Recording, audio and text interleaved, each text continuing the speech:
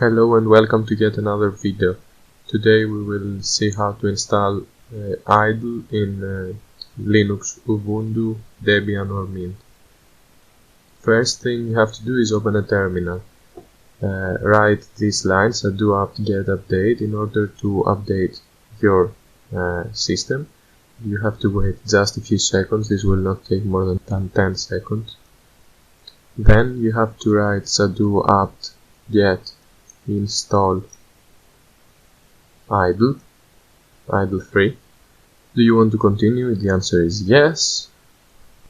You have to wait for at most 1 minute while the system is downloading, unpacking and installing all of the packages and the application, and you're basically finished. After all of this downloading and installing is over, you have idle installed in your system. Now you can find it in your system through the graphical environment, or you can open a terminal, write idle. This will open the application.